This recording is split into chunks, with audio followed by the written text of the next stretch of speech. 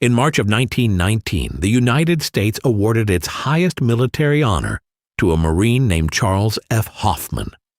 Then it awarded him a second one, the Army's and the Navy's, the same man, the same morning, the same act of courage. He is one of only 19 Americans in history to wear 2 medals of honor. There is only one problem. Charles F. Hoffman did not exist. His name was Ernest Janson, and for the bravest thing he ever did, his country could not for years honor him under his own name. Because years before that morning in France, Ernest Janson had erased it himself. He was born in New York City in 1878. Before the Marines, he gave close to 10 years to the United States Army. The official records call that service honorable. But by the account of historian Patrick O'Donnell, Janson left the Army the hard way. He went absent without leave. A crime. We do not know why. The reason went with him. What we know is what he did next.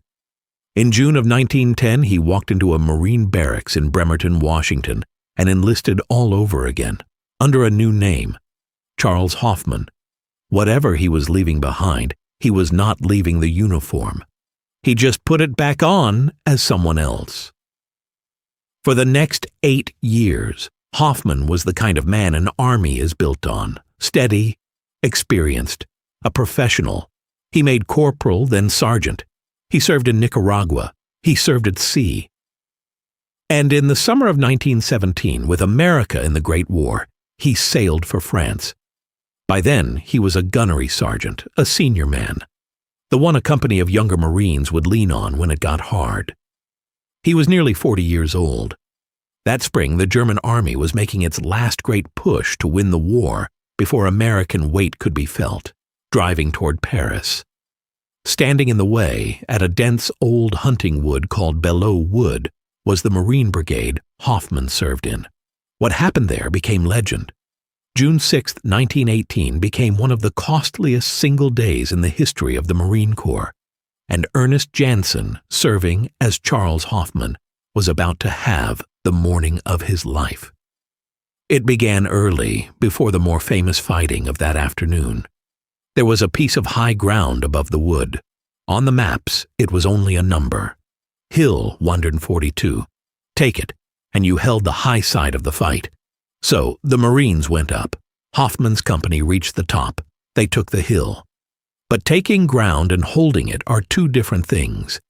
They had no time to dig in, no time to set their line before the Germans pushed back.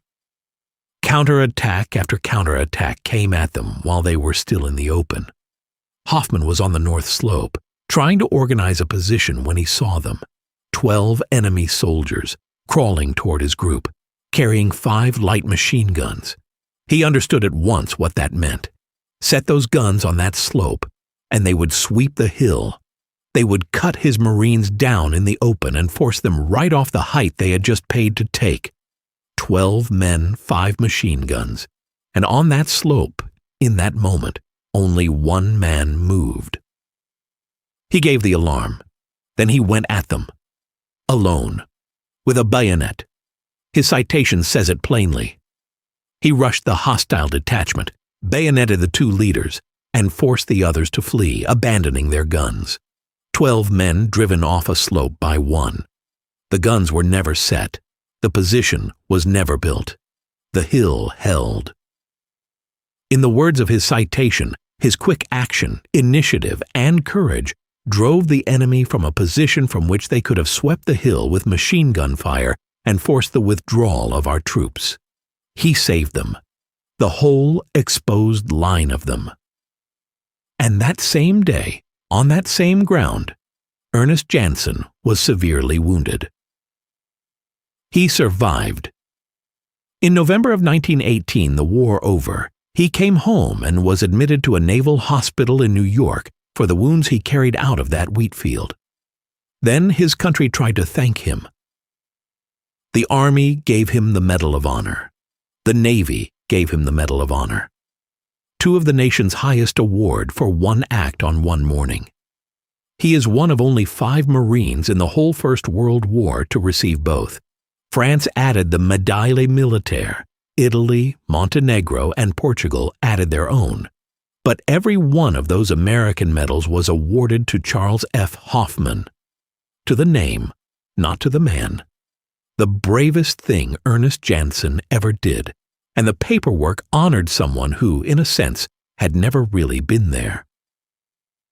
3 years later, the country asked him for one more thing.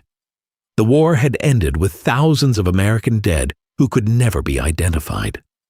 Sons and brothers buried under no name. To honor all of them, the nation chose a single unknown soldier and brought him home to Arlington. And on Armistice Day, November 11th, 1921, the men chosen to carry that unknown soldier to his rest were 8 of the most decorated non-commissioned officers in the country.